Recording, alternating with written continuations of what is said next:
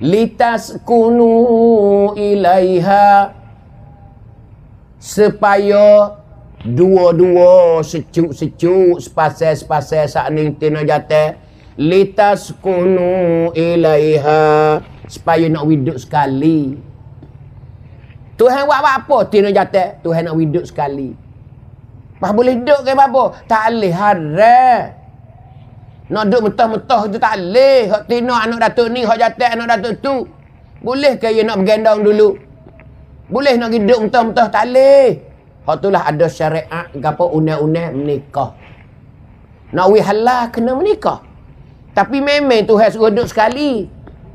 Apa maksud duduk sekali? Hak tina kena belaki, hak jatuh kena bining. Tu beat lagu tu tak sah duk. Hak tina tak belaki sah tak? Tak sah. Ia bahasa kena belaki. Hak jatuh tak bining sah tak? Tak sah. Kan dia kena bining. Ha, tu kita kecek so kena bining kena belaki. Baru mi ความสุข hak แท้จริง Cuba hak tina tak belaki. Mi ความสุข dah. Oh, tak kena royak dah lah. Dia tak belaki gak. Mata seberusa dah. Ikut orang jatuh lalu.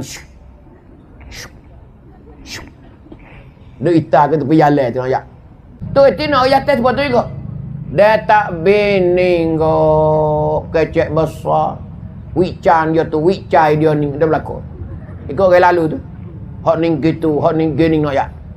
Tak gitu? Tu orang jatuh pula. Bagi duduk semaya tepi pintu nela, tepi rumah. Jalan tepi rumah tepi jalan siang. Pintu nela. Allahu Akbar. Bismillahirrahmanirrahim. Alhamdulillahirabbil alamin. Mutu ketino lalu ghairil. Itu dah. Muka tak bining ke? Dok tengok orang.